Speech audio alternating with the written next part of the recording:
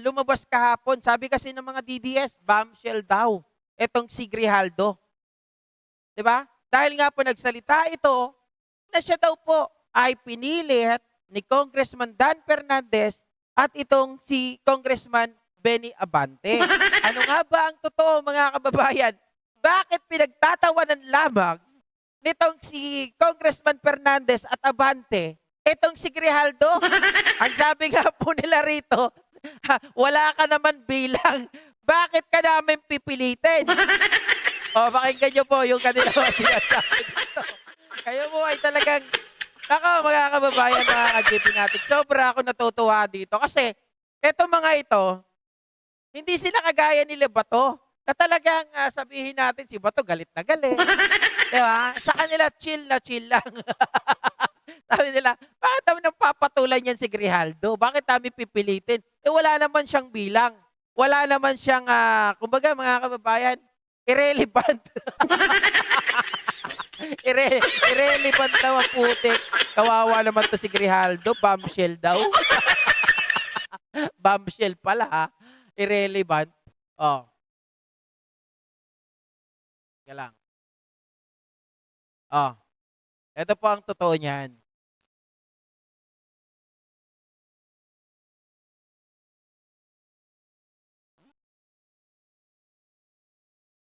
Tagal ah. Yan. Makakasama natin si Representative Dan Fernandez, Chairperson ng House Committee on Public Order and Safety. Isa po sa co-chairman ng House Quadcom. Magandang gabi po sa inyo, Representative Fernandez. Jonathan Maestrado po ito, Hi. sir. Good evening, Jonathan, saka sa mga taga-subaybay sa iyo. Opo. Ganda po. Representative Fernandez, Sir Dan, kayo po yung special mention doon kanina sa Senado.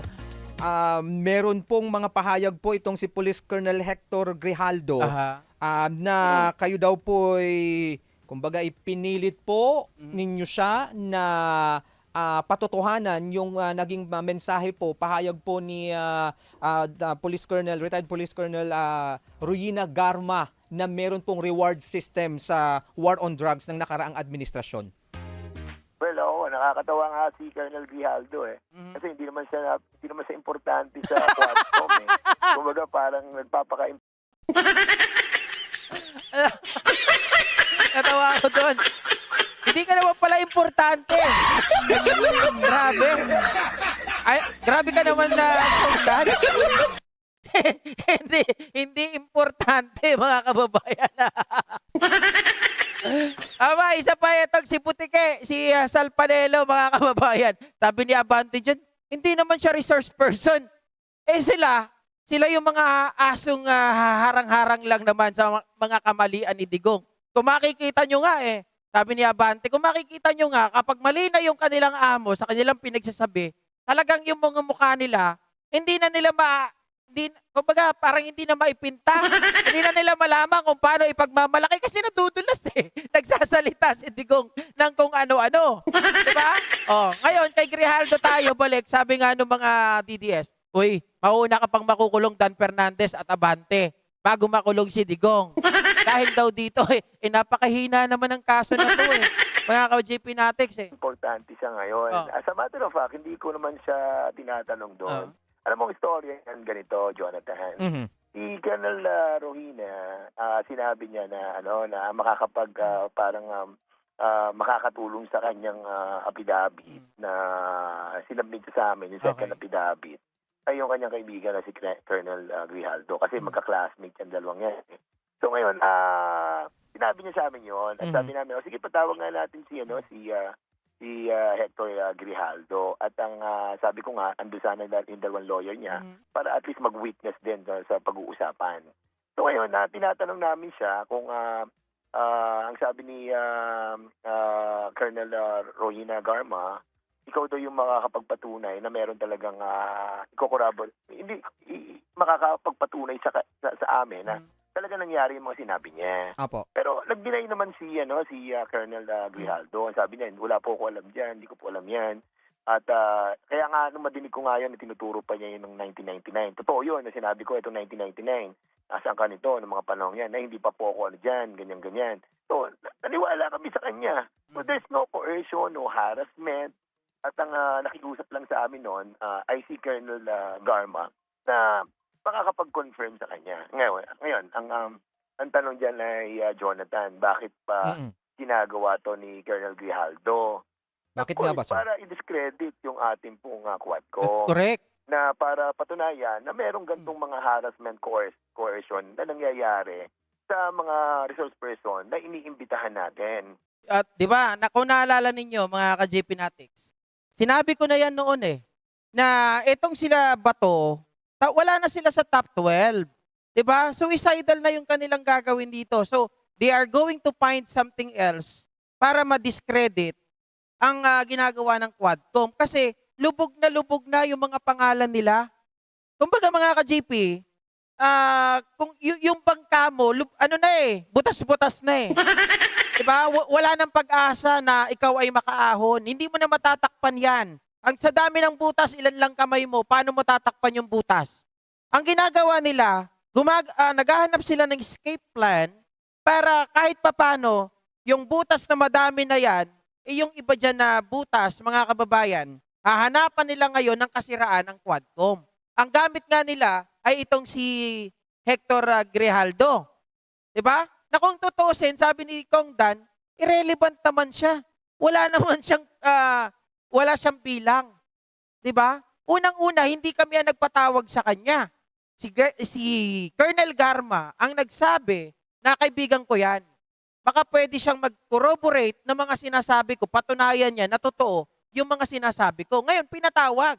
Diba? Dahil nga, may betting na ginagawa. Ito kasi, chosen one. Ito ang ginagawa ng Quadcom. Hindi kagaya ng mga idol mo sa Senado, walang betting-betting. Diba? Ang ginagawa nila, bitin-bitin. Belt down. Sa Congress, nakita nyo naman bago pa nila isalang yung mga tao dyan, nagkaroon na sila ng mga investigation. Kaya nga nakuha nila yung mga maliliit na detalye. Diba? Binibetting process muna nila yan. It just so happened, during that time na pinatawag itong si Grijaldo with the two lawyers and Garma with Ace Barbers and Congressman Fernandez, hindi po sumang-ayon itong si Grijaldo. Hindi daw po, wala daw siya, wala akong alam dyan kasi nung time na yan, 1999, hindi pa ako ganito-ganyan. Ito yung ginawa ni Congressman Dan, lumabas na siya. Kasi sabi niya, walang mangyayari dito.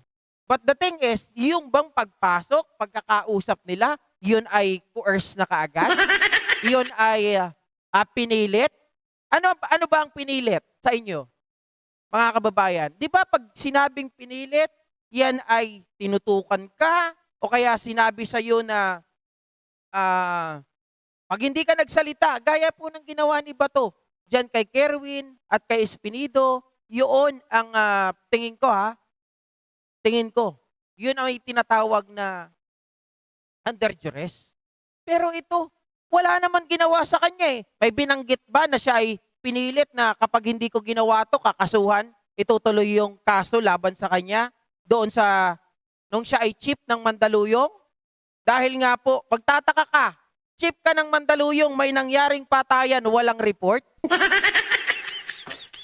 Walang pang-blackmail, kumbaga. Paano nyo sasabihin na siya ay balak i-coerce? Balak siyang pagsinungalingin, mga ka-JP Natics? May nakita ba kayo doon? Huwag kayong maging tanga.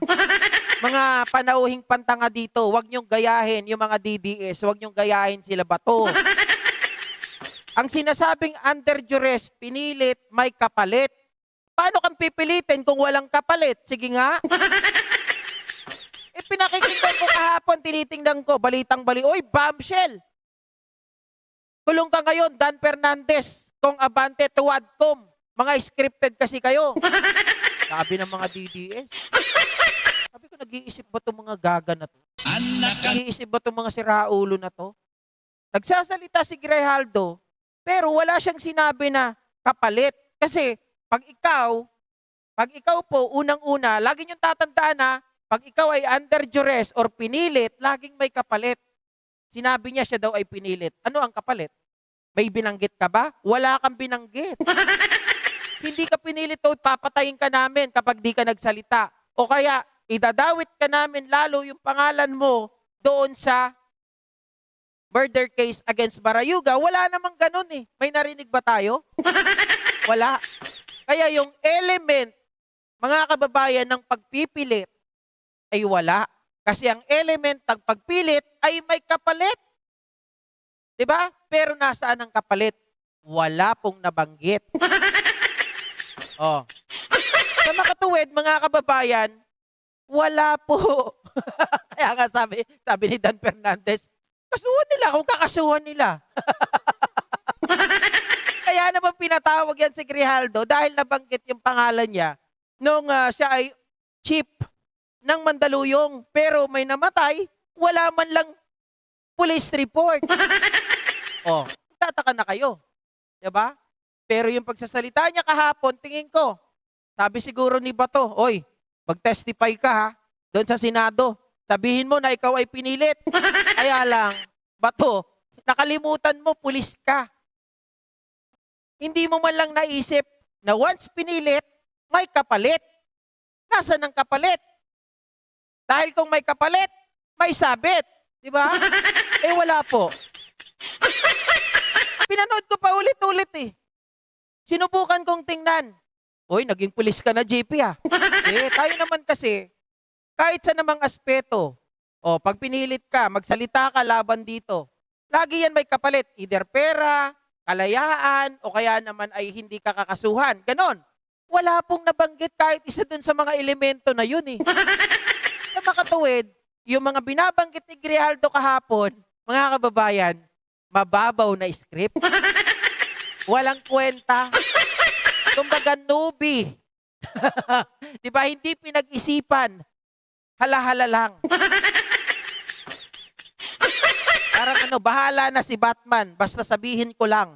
Total, marami naman naniniwala mga DDS.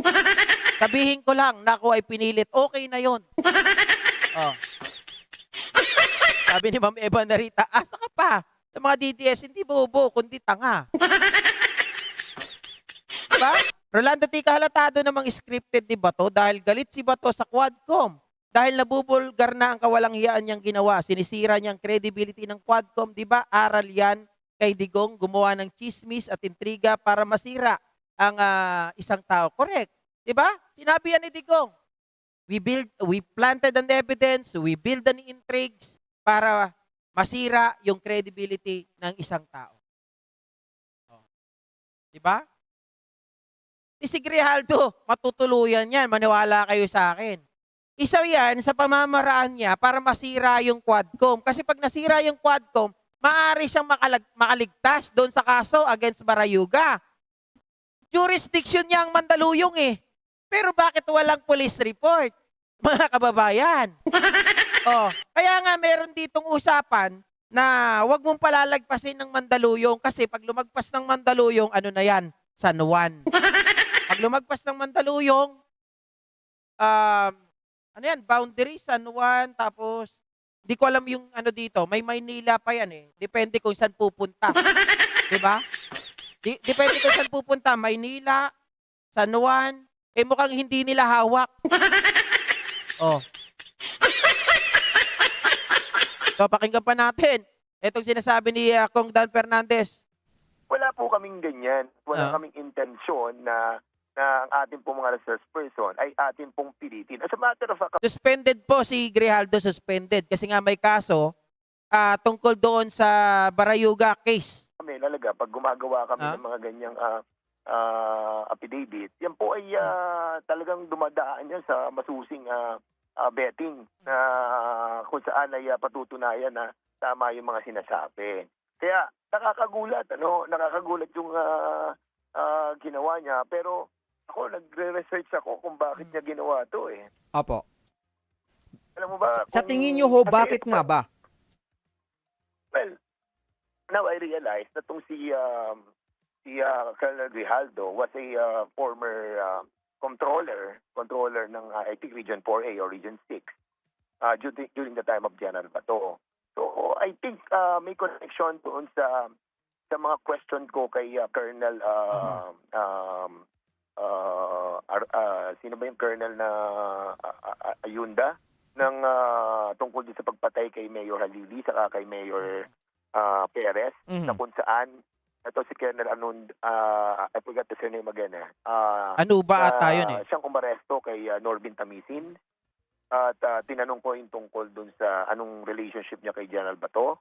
Dito nagsimula yan eh. And I think they're trying not only to discredit the Quadcom but also to personally attack this person. Mhm. But of course, alam mo, medyo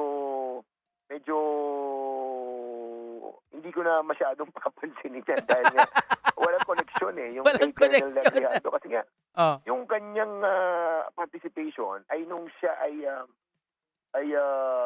chief of police Mhm. nung Mandaluyong, kung saan siyang involved doon sa pagpatay kay Colonel Barayuga dahil during his time, I think, kung wala atang police report or kulang yung police report na ginawa niya. Opo. Sa tingin niyo ho, itong pahayag na ito ni Police Colonel Hector Grijaldo ay kumbaga po makakahadlang sa iba pang posibleng maging testimonya sa mga susunod na Quadcom hearing ni retired Police Colonel Royena Garma? Well, ako hindi siya makakahadlang eh kasi nga sa totoo lang hindi nga namin Mhm. hindi nga siya ganun importante Aha. sa Quadcom. Yun, hindi importante sa Quadcom. Irrelevant ang putik. Wala. Ah. Kumbaga, parang wala siyang bearing. Aha. Nagkataon lamang sinabi ni Garma na kaibigan niya yan si Colonel Grijaldo at siya na makakapag-support doon sa mga sinabi niya. Alam mo, meron pa kasing istorya yan eh. Alam mo, ito mas deeper, no? Mas deeper. Okay. Prior sa Quadcom hearing namin with Colonel Garma, Mhm. si Garma kasi humingi ng ano sa atin niya, ng audience. Through a friend na kaibigan ko at kaibigan din niya, si Major Mola, sinabi niya na ni Major Mola sa atin na magkakaroon ng parang revelation sa amin si Colonel Garma. Nung una, siyempre, tinatanong namin ano ba magiging usapan. Kasi ako, ayokong makipag-usap kung ano bang pag-uusapan. So, gusto ko malaman ano. Sabi kasi may magsasabi daw ng totoo. So makinig kayo ha, mga dutae. Dutae supporter. Makinig kayo, magnilay-nilay kayo, magbago na kayo. So sabi ko, Oh. sige, pagbigyan natin. So kinausap ko si Chairman Ace Barbers. Sabi ko kay Chairman Ace Barbers, pare, makikipag-usap daw si Colonel Garba kasi may mga i-reveal daw siya. Willing ka ba na puntahan natin? Sabi niya, sige, puntahan natin, wala namang problema eh. So, pumunta sa amin sila Colonel Garma. Aha. Now, ang usapan kami lang, biglang andun yung si Colonel Grijaldo. Pero nandun na si Colonel Grijaldo, hindi na nagsalita si Colonel Garma. Wala na siya sinabi kahit ano. Sa tingin niyo ho, Ito the bakit? reason why, kasi nga sabi ng kaibigan natin, yung si Mola, na sinasabi na ganito nga na malamang na sabihan nitong si Grijaldo, si Colonel Garma na huwag magsalita. So, well, yun yung mga sinabi sa atin. But, of course, lahat to ay mga sinabi lang nila. But, pag tinatagni-tagni mo na yung pagkakataon ngayon, sabi ko, may connection to. Ibig sabihin pala mga kababayan, doon sa pagpupulong na yun, pagpasok nila Kong Dan Fernandez, nandun na si Grijaldo, nandun na rin si Garma. Tapos ngayon, kasi sabi ni Garma, ay magsasalita na pwedeng mag-corroborate itong si Grijaldo. Pagkos iba po yun nangyari, parang si Garma ngayon, pinipigilan ni Grijaldo na siya ay magsalita ng dagdag pa doon sa mga binitawan niya, hinggil po doon sa mga nalalaman niya. Parang, uy, huwag kang magsalita huwag kang magsalita. Parang ganon, mga kababayan. Imbis na si Grijaldo, yung magsasalitain para magtugma yung kanyang sinasabi ni Garma at Grijaldo, bumaliktad. Parang si Grijaldo ngayon ang nagpigil kay Garma na magsalita. They wanted talaga na to succeed yung ating pong ginagawa, and at the same time discredit talaga itong ating pong Quadcom. Nakakalungkot kasi nga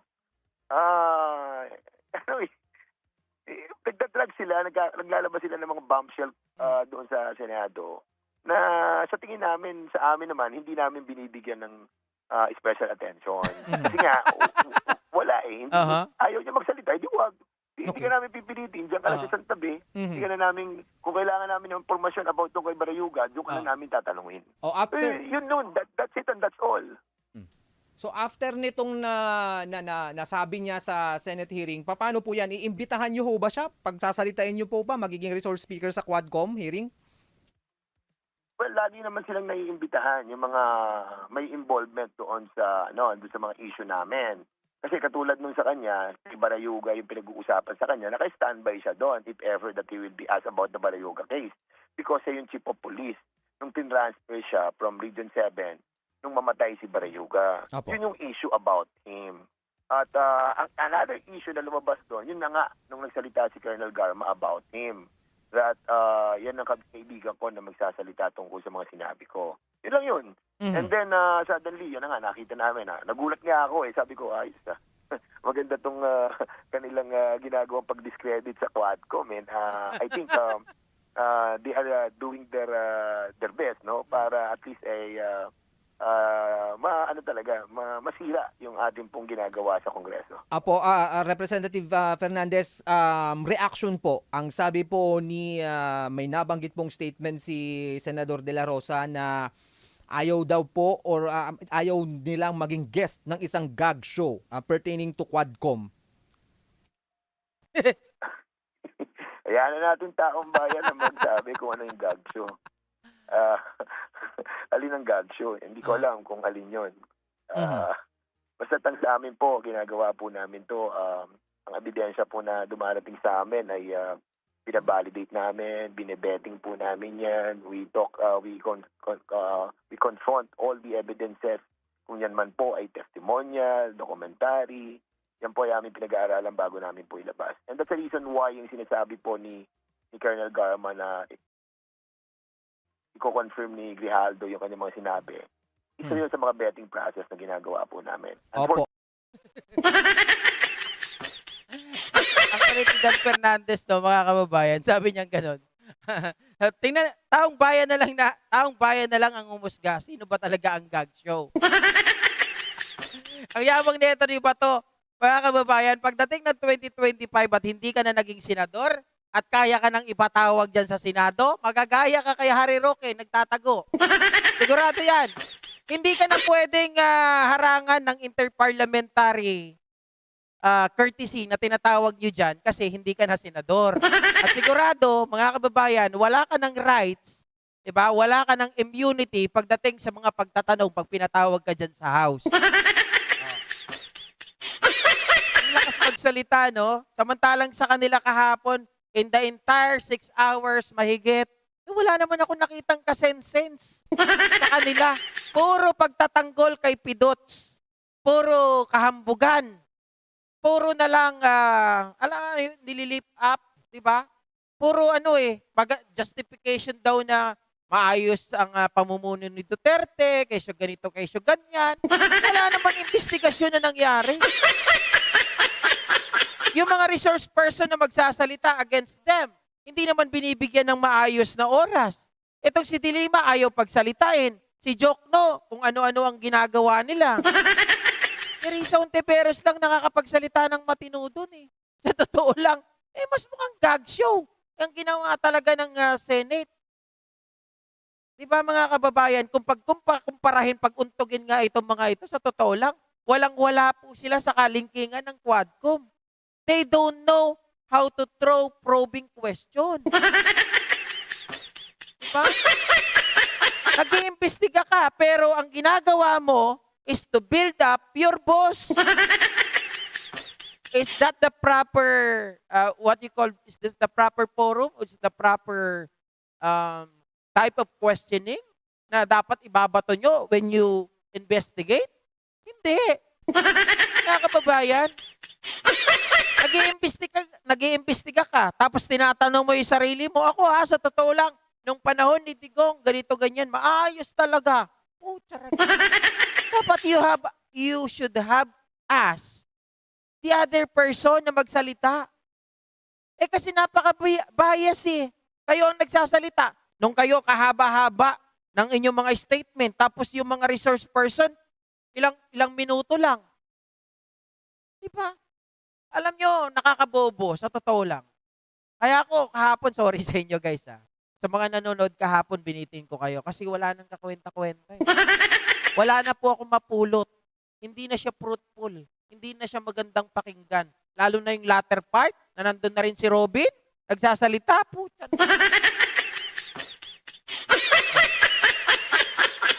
Si Coco, mga kababayan, nandun yung takot niya. Kitang-kita yung takot niya, pasty. Diba? Sobrang takot. Hindi siya makapag-preside ng tama. At hindi po pinaghandaan, walang due diligence na ginawa. Wala nga pong wala silang ginawang betting process. Sila ay nag-rely lang doon sa Quadcom, sa totoo lang. Diba? Sana naman, walang problema Lagi kong sinasabi, walang masama sa pagkopya kung ito ay tama. Si Risa, ginawa niya, kinopya niya po yung sa Quadcom. Ano yung kinopya niya doon? Binabanggit niya dito na yung kay Padilla, na tumawag si Duterte, kinongratulate mo po. Tapos sinabi mo na, grabe ka doon ginawa mong dinuguan. Kinopya niya. Okay pa yun Basta tama, okay lang gayahin. Walang problema yan. Pero mga kababayan, ginaya nyo na nga yung Quadcom to make a parallel investigation. Tapos, walang kakwenta-kwenta yung type of questioning. Yung line of questioning is irrelevant. You are investigating something. Ang naririnig natin, building, building, building. Diba? Walang ginawa kung hindi i-build up si Digong Oh, sa dami po ng nakasita, kahit si Cheese Escudero, na hinangaan ko. Pero doon na ba tayo pupunta? Punta muna tayo kay Abante. Kulang pa pala yung pinakita natin. Good morning uli. Ayan. Much better. Oo. So, yung tanong ko kanina, Congressman Benny, starring role kayo ni Congressman Dan dahil sa binanggit ni Grijaldo na mukhang parang niluluto daw ninyo yung pag-confirm or pag-validate dun sa supplemental affidavit mula kay former Colonel Garma. Hindi po uso ang point of order doon. Hindi uso ang point of order. Anak ng tipaklong mga kababayan. Again eto kanina napag-usapan to Binanggit, bago pa magkaroon ng, uy, daldal mo naman. Hindi. Daldal ko daw, mga kababayan.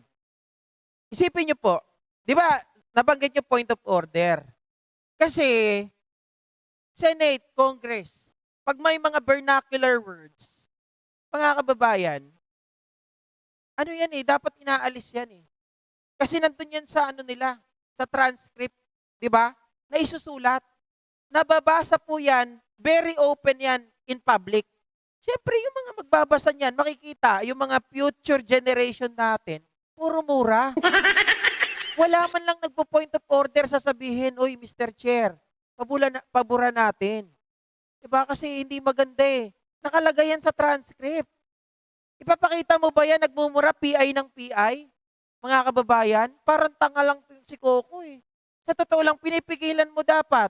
Itong si Digong magmura. Pinipigilan mo rin siya na dapat, it should be, ang ginagawa, sa chair muna.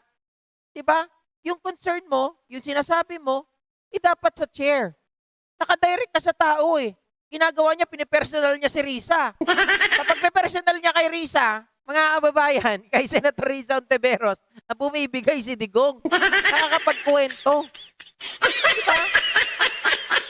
Dapat, natin sa chair. Walang ganun Yung decorum nila, puta, wala talagang kakwenta-kwenta. Doon pa lang makikita mo na agad, itong mga taong ito, ay hindi po sila maayos. Expected naman ho yan na talagang, alam mo naman, kahit sa Quadcom, kahit under oath, nagdi-deny pa rin sila at nakakapagsinungaling pa rin sila. Kami po nag-iimbestiga lang in aid of legislation, or later on, in aid of prosecution. Mm-mm. Nasa taong bayan na po yan kung sino papaniwalaan nila, kung kami nagsasabing totoo o siya nagsasabi ng totoo. Pero kami naman po very serious kami sa pag lahat po ng katotohanan. Yun lang po ang nais namin. Opo. Yung lumalabas ngayon dahil sa mukhang doon sa pagdinig sa Senado, nandun lahat yung mga former chiefs ng PNP at saka mga opisyal ng Davao Police. Ano po, nung panahon na yon. Ang nangyayari po parang sila mismo nagsasabi na ito lang yung mga ginagawa namin and therefore yung mga lumabas sa Quad Committee hearings lumalabnaw as one is supposed to believe kung paniniwalaan ninyo yung nangyari sa Senado.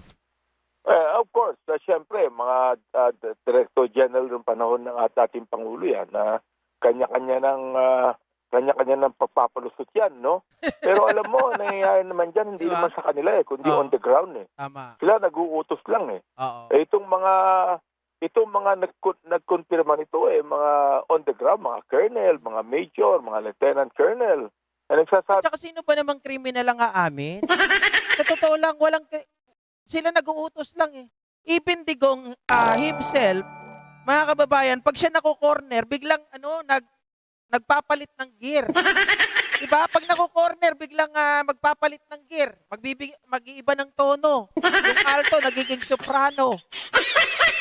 Minsan pa nga, mga kababayan, nagiging, tawag doon? Wala nang boses.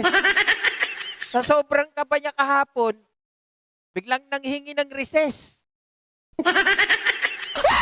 Diba narinig niyo yun?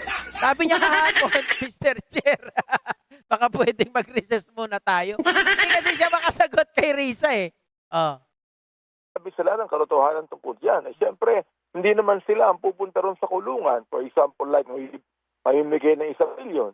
Hindi naman sila ang pupunta ron sa mga kapulisan natin, bibigay ng reward system. Pero na-establish na po natin yan sa Quadcom Oo. Siyempre, kanya-kanya ng palusutan yan sa harapan ng dating Pangulo. Ayun nga lang po, palusutan po talaga ang nangyari dahil dinedenay ni Senator De La Rosa na meron po talagang reward system. Ang dating Pangulo naman po, dinedenay na kanyang kinita at kinausap si Colonel Garma. Di po ba? So, eto pong dalawang ito, ayaw din naman pong umattend o hindi naman po umaattend doon sa hearing ng lower house. Naintindihan naman po natin na may interparliamentary courtesy na tinatawag. Yes, Pero dahil po sabi ko. start na yung contrasting statements, pwede po bang kalimutan muna natin ang interparliamentary courtesy na yan for the sake of finding the truth? Sana po, kami naman mga congressman, kung papatawag kami sa Senado, we are going to waive the interparliamentary courtesy at pupunta kami. Yun. Yan ang gusto ko. May bayag. Diba? Dapat talaga mga kababayan, sa totoo lang, sabi kasi ni Bato, ayaw ko maging presidents. Baka mamaya pag may ganyan sundin na lang nila, patawag, wala na kaming magagawang batas. Hindi na namin magagawa ang trabaho namin. Tanong, nagtatrabaho ka ba ngayon? Diba? May ginagawa ba kayo? Baka mamaya kukuya-kuya-kuy lang kayo dyan, naglulok lang kayo dyan. Ipapalaki lang kayo ng bayag. Yung mga bayag ninyo, nilunok nyo na. Sabi nung ibang bastos mo naman, Jeep, hindi po. Expression lang yun, mga kababayan, kasi sa sobrang inis ko kahapon, hindi ko na nga po natagalan. Antok na antok ako kahapon. Gusto ko makinig. Kaya lang ang problema, sabi ko, may mapupulot pa ba ako dito? Diba?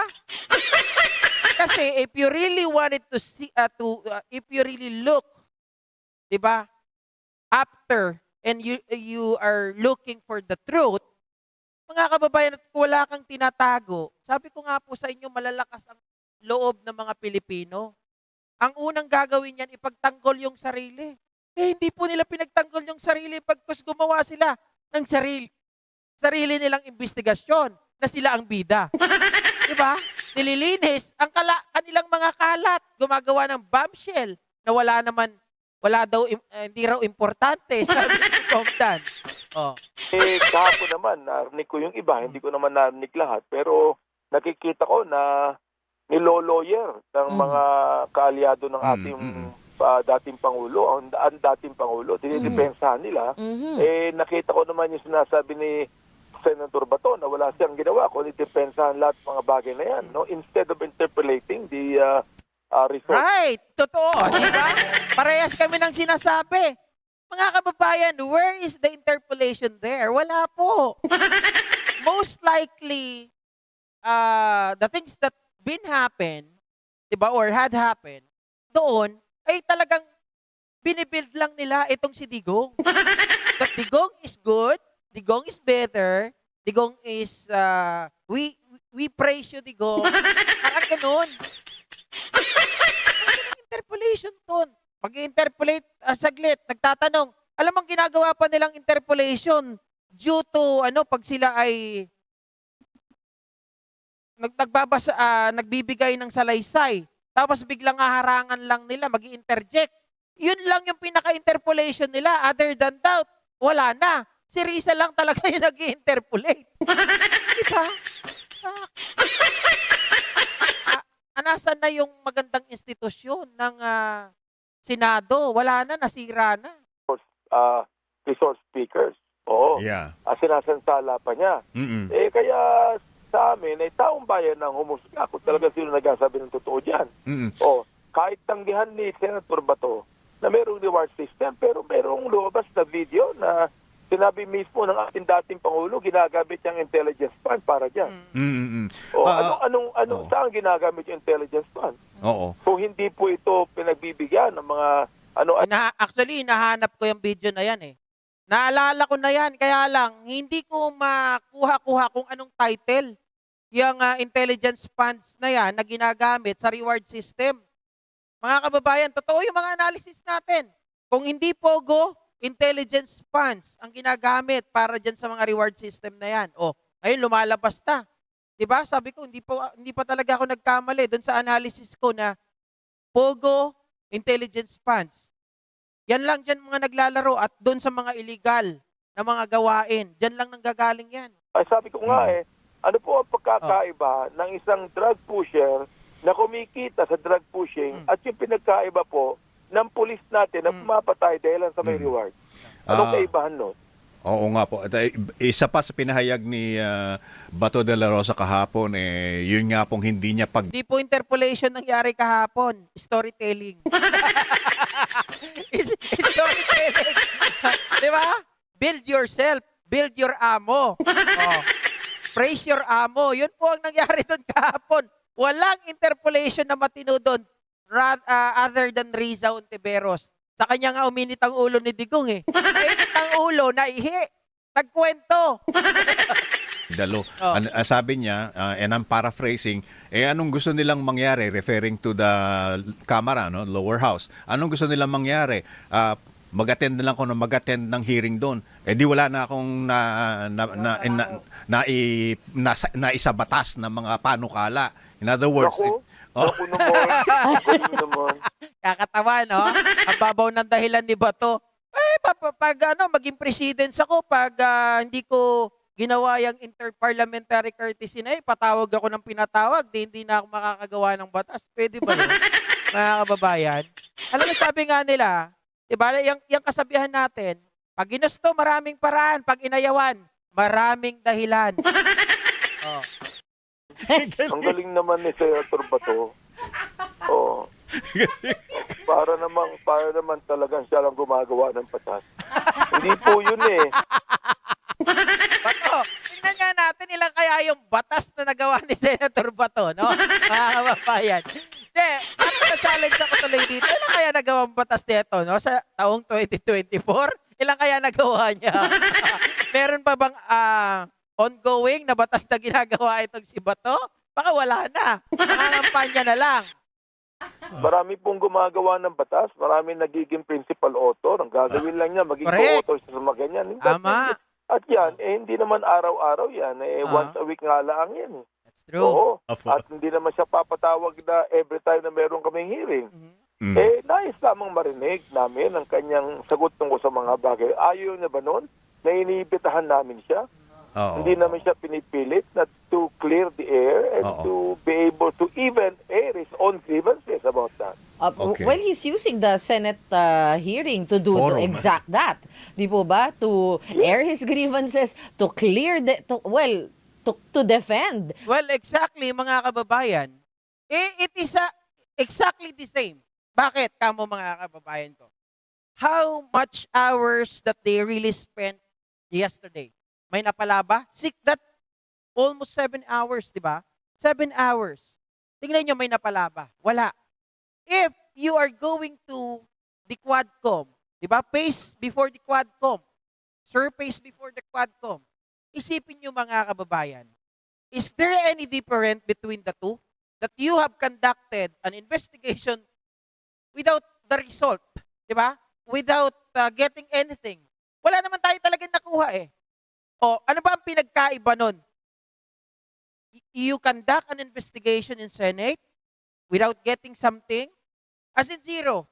Wala tayong nakuha. Meron man 5% nanggaling kay Digong at Risa. Diba? Pero other than that, wala na eh. Kumbaga, you also spend your time for nothing. Nagsayang ka lang din ng oras doon. Kung ang pasiyan mo, hindi na ako makakagawa ng batas, kung lagi nila akong ipapatawag, then therefore, mga kababayan, what is the essence of having, di ba, an investigation dyan sa Senate? Kung pwede ka naman palang pumunta doon, kasi ginawa mo na dyan eh. Nagsayang kayo ng oras. Kumbaga, yung time na yan, ginugol mo para hindi naman gumawa ng batas. Bakit hindi ka nalang pumunta doon? At hayaan ang lower house na silang gumawa ng batas. Diba? Depend yourself kung wala ka talagang kasalanan. Yaw-yaw ng yaw-yan ang kalbo. Abante has a point. Mga kababayan, I totally agree. Diba? Tama rin. Magaling din yung broadcaster. Na sinasabi niya, di ba parehas lang naman eh. You conducted an investigation, you spent how many hours? Diba? 7 hours almost. And you get nothing. Oh. Mas malala pa nga eh.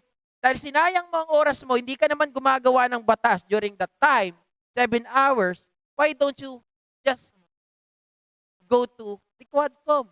Face before the Quadcom, answer all the allegations, defend yourself, whatever. Diba? Hindi naman tayo bobo. Sa totoo lang, mga kababayan, hindi tayo tanga na iunawaan natin yan. Yung palusot lang yan eh, yung sinasabi na, ayaw ko maging presidents. Baka mamaya, kapapatawag, hindi na ako makakagawa ng batas. Bakit? Mamaya't maya ba? Yung Quadcom? Hindi naman araw-araw yan ah. Kung nagsayang ka ng oras dito, same lang, dapat doon mo na lang, isinayang yung oras mo, may napala pa tayo. O takot ka lang talagang humarap. Themselves, yun nga po. Ang problema nga po kasi, hindi naman sila pwedeng questionin doon sa Senate hearing na sila mismo yung key player. Hindi po pwedeng questionin. Defensive nga po sila eh. Yeah. Okay. I have to ask this, Congressman Benny. Meron ako narinig kanina na nag-confirm nga ba sa susunod na Quadcom si PRRD? Maniwala ako pag nandyan na. Hindi ko pa alam. Aalamin pa namin kung talagang nag-confirm. Nag-confirm din siya noon, di ba? I mean, Oo.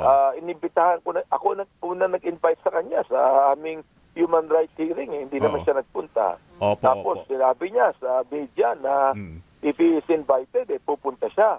Inihintay po namin yun. Inibitahan po namin siya. Pero Oo. nagbigay naman ng sulat yung kanyang abogado. He's not feeling well. So we understand that. No? Opo, Kahit opo. po sa rules namin, kinakailangan may attachment ang medical certificate. Ngayon namin, winave na namin yun, naunawaan namin po siya. So pagkatapos namin na ang ating former president, may edad na rin po yan at medyo may sakit na rin po. Okay. Ahmad Santiago, sandali lang po sagutin ko lang po to. Anong batas yung sinasabi ni Bato na ginagawa daw niya kaya ayaw niyang humarap sa Quadcom? Ang tawag po dyan, interparliamentary courtesy. That is a batas po yan between the upper house and the lower house. Na kung saan po, hindi mo pwedeng pilitin ang isang tao na from the upper house or vice versa from the lower house na umattend. Pero nakita naman natin, mga kababayan, yan gamit na gamit sa mga nagtatago dun sa may mga kasalanan. Kasi kung wala kang kasalanan, talagang pupunta ka dyan eh. Even the president, the past president, the past senator, nagpupunta naman sa mga hearing. Wala naman tayo nagiging problema. Pero si Bato, tago ng tago, walang yagbol. Diba? Sabi ni Sir Ahmad Santiago, ang pagkakaalam namin hindi marunong gumawa ng batas yung kalbo na yan. Pareho ni Robin walang nagawa. Pwede naman, sabi nga ni Abante kanina, pwedeng co-chair na lang sila eh. Diba? Co-author rather, co-author. Diba di naman kailangan na ikaw talaga eh. Pwede naman mag-co-author ka lang eh. Diba? Para maka-attend ka doon sa lower house. Eh wala eh. Ryan, shoutout sa'yo. Banila na bullseye tuloy. Naituro pa si Bato, DDS pala ni Digo. Eh ang palusot nga po nila dyan, ay biro lang daw ni Digong. Kanina nga merong press con itong si Panelo. Sabi niya, yan daw ay hyperbole. Yan daw ay figure of speech daw ni Digong palagi. Pwede ba natin yon under oath siya? Mga kababayan, pwede bang sabihin natin na, oy, papatayin kita. Tapos biglang sasabihin mo, oy, biro lang. Alam mo kasi ginagawa natin, alam natin kung anong type na pagkatao meron si Digong.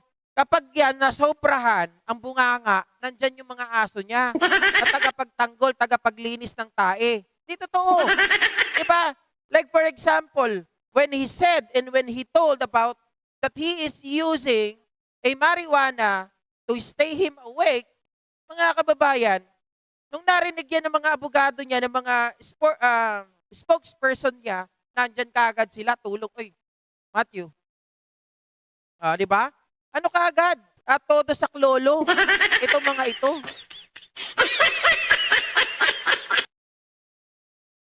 Naunawaan po namin yan. Ngayon, kung talagang siya, kinonfirm niya na pupunta sa hearing, why not? Oo. Opo, opo. Sinabi naman niya sa Senado na tapusin na natin to kahit umabot tayo ng umaga. Huwag siya mag-alala. Sa Quadcom po, aabot kami ng umaga. Yeah. Opo. As may nagpo-float na idea po Kong Benny no na pwedeng magkaroon ng isang joint hearing ang lower house at saka ang Senate dahil kung EJK po ang pag-uusapan. Your thoughts on this po? Amenable po ako dyan. Talagang maganda yan. Kung meron kaming joint hearing tungkol sa mga bagay na yan. Although, sinabi po ng Senator Coco na mahirap na sapagkat nauna na kami at marami na napag-usapan sa Quadcom. Pero amenable po ako. Kami po sa Quadcom chairman. Amenable kami for a joint hearing. Huling kabit. Hindi nga ba napayagan po si Roy Nagarma na mag-attend sa Senate hearing? Tumulat po sa amin ng kanyang abogado yung urgent motion Oo. na talaga pong matindi ang sakit ni Colonel Garma. Okay. Siyempre po, naawa po naman kami. Ako, chairman ng Committee on Human Rights, sinabi naman ng urgent motion na she has the right to life. Pinagbigyan po namin. Ayun. Alangan naman pilitin. So, yung right to life na binabanggit, yan pa rin yung Article 3, Section 1.1 na nakasulat, mga kababayan, no person shall be deprived of life, liberty, and property or property without due process of law. So yan yun. Yan yung nakalagay doon. Okay? Maliwanag na sinusunod nila yung Article 3, Section 1.1. Okay? Okay. Naitanong na yung kay Garma. Sagutin ko na din. Baka may mga nagtatanong dyan. Bakit? Nasaan na yung kay si Guban? Bakit hindi ito pinattend? Sabi kanina, ni Congressman Dan Fernandez, bakit hindi ito pumunta, mga kababayan? Sabi nila, hindi naman kami ang dapat kausapin. Dahil hindi kami ang although itong si Guban, nakutempt namin, pero hindi kami ang dapat kausapin. Hindi sila pwedeng mag-relay sa amin. Yung kay Garma, right before yung 8th hearing ng Quadcom, nag-request na ang kanyang abogado na siya ay magpa-medical kasi nga yung esophagus daw niya nahihirapan talagang lumunok, nahihirapang magsalita. So may problema. Yung kay Guban, sabi nila, hindi kami pwedeng mag-decide niyan. Bakit kami ang kakausapin? Yung kay Kerwin Espinosa, yung kay Guban, ang kakausapin nila Bucor. Hindi kami. 'Di ba? Oh. Maghinaw daw kayo, Senate. Hindi yung, ay hindi nila pinayagan, baka ayaw magsalita, walang ganon. Dapat tingnan nyo, kanino ba dapat makipag-usap? Sa Bucor, yung makipag-usap, hindi sa Quadcom. Kahit under nila yon, kahit ito ay nakatawag dito, mga kababayan, dahil nga ito ay PDL, di ba? Hindi porket na cite in contempt, hinawakan ng Congress, ay sa kanila na kayo magpapaalam. You have to coordinate with the Bucor. Yung kay Kerwin Espinosa, bakit daw hindi pinayagan? Bakit hindi daw binigay yung address ni Dan Fernandez ng Quadcom, yung address nitong si Kerwin Espinosa? Ito ang sagot, mga ka-JP Natics. Hindi naman daw sila ang nakakuha ng address. Sino ang nakakuha ng address? Wala po sila nun. They should have to cooperate and coordinate with the PNP. PNP daw po ang nakipag-usap kay Kerwin Espinosa para siya ay umattend sa Quadcom. Hindi po ang Quadcom ang may hawak sa kanya para sila ang magbigay kay Kerwin Espinosa. Hoy, Senate! Nagpapa-epal-epal na nga lang kayo. Oo, totoo, Senate. Nagpapa-epal-epal na lang kayo. Ayusin naman ninyo, mag-isip kayo ng tama. Kung sa mga mga kababayan, usapang kalye, magtrabaho naman kayo. Diba? Magbanat naman kayo ng buto.